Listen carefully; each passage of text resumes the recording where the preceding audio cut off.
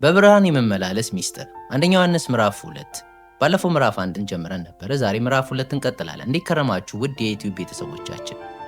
ብዙዎቻችን ክርስቲያን እንላለን። ነገር ግን ክርስትናችን በቤተ ክርስቲያን ቅጥር ግቢ ብቻ የታጠረ ነው ወይስ በዕለት ተዕለት ህይወታችን ውስጥ የሚታይ እውነት?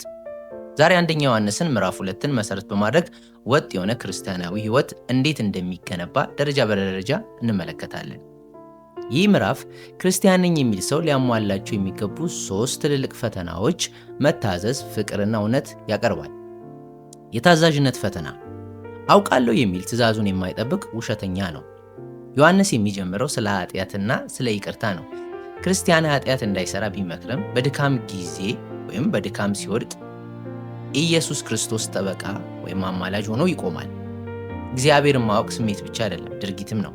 አውቀዋለሁ እያለን ትእዛዙን የማንፈጽም ከሆነ ኑሯችን ከቃላችን ጋር አይጋጠምም። ክርስቶስ በምድር ላይ በነበረበት ጊዜ ለአባቱ የታዘዘውን ያህል እኛም የእርሱን ፈለግ መከተል አለብን። ወጥነት የሚጀምረው ከታዛዥነት ነው። የፍቅር ፈተና። ወንድሙን የሚጠላ በጨለማ አለ። ዮሐንስ እዚህ ጋር ስለ ፍቅር ይናገራል። አዲስ ትእዛዝ ይለዋል። ይህ ክርስቶስ እኛን እንደወደደን እርስ በርስ መዋደድ ነው። በብርሃን ውስጥ መሆናችን የሚታወቀው ለወንድሞቻችን ባለን ፍቅር ነው። ጥላቻ ባለበት ቦታ መንፈሳዊ ዓለም ሊኖር አይችልም። እውነተኛ ፍቅር ከዓለም አምሮት ጋር ይጋጫል። ዮሐንስ 3 የዓለም መገለጫዎችን ይዘረዝራል። የሥጋ ምኞት፣ አካላዊ ፍላጎትን ማስቀደም፣ የዓይን አምሮት፣ ባየነው ሁሉ መጎምጀት፣ የሕይወት ትዕቢት፣ በንብረትና በሥልጣን መመካት። ዓለምና ምኞቱ ያልፋል፣ የእግዚአብሔርን ፍቃድ የሚያደርግን ለዘላለም ይኖራል። የእውነት ፈተና። ከቅዱሱ ቅባት ተቀብላችኋል።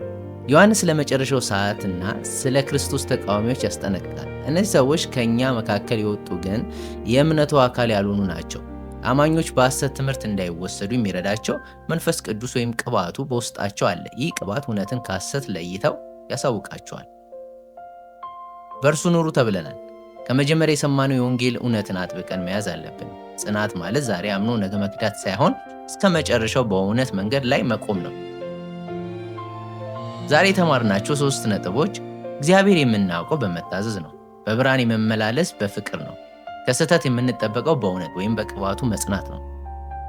እነዚህ 3 ነጥቦች መካከል ዛሬ በእርሶ ሕይወት ውስጥ ይበልጥ ትኩረት የሚያስፈልገው የትኛው ነው? ይህ ቪዲዮ ከወደዳችሁት ላይክ ያድርጉ። ለጓደኞቻችሁ ሼር በማድረግ የቃሉ ተካፋይ አድርጓችሁ። በሚቀጥለው ቪዲዮ እስከምንገናኝ ቸር ሰንብቱ።